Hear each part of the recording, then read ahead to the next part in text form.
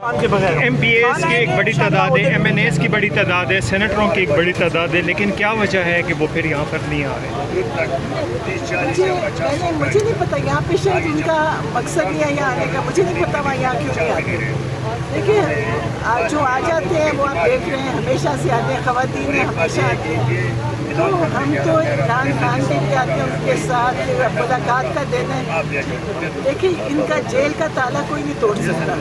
یہاں پہ ظلم سب کچھ ہو رہا ہے اندر، اور ظلم سب سے بڑا یہ ہے کہ عمران خان کی ملاقاتیں بند، جو کہ ایک بہت بڑا جرم ہے جو یہ ساری حکومت بھی کر رہی ہے اور جو یہ جیل والے یہ بھی کر رہی ہے.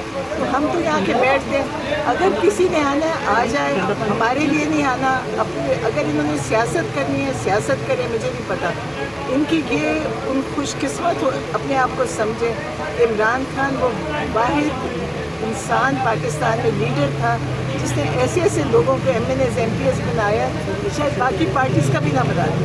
ان کو چاہیے اگر انہوں نے اپنی سیاست کرنی ہے اور سیاست کرنی ہے تو باہر نکلیں گے. اب دیکھیں ہم نے تو سیاست نہیں کرنی، ہم تو آتے ہیں عمران خان کے لیے آتے ہیں، پاکستان کے لیے آتے ہیں. ہم بھی چاہتے ہیں کہ پاکستان کا نظام بدلے، کہ ظلم کا نظام بدلے.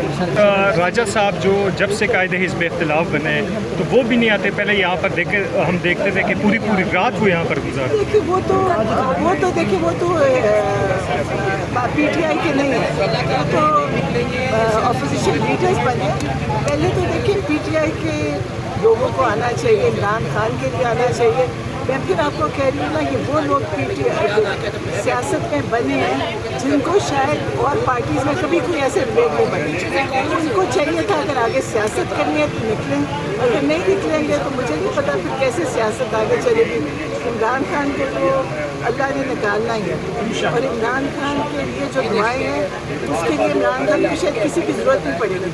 لیکن یہ کہ اپنی سیاست اگر کرنی ہے تو ان کو نکلنا چاہیے. آپ لوگ محسوس کرتے ہیں، اس لیے باقی سب بھی کہتے ہیں کہ عمران خان کے لیے یہ یہاں کیوں نہیں آتے، ان کو کچھ سوچنا چاہیے. سبسکرائب کریں اور بیل دبائیں تاکہ کوئی خبر رہ نہ جائے.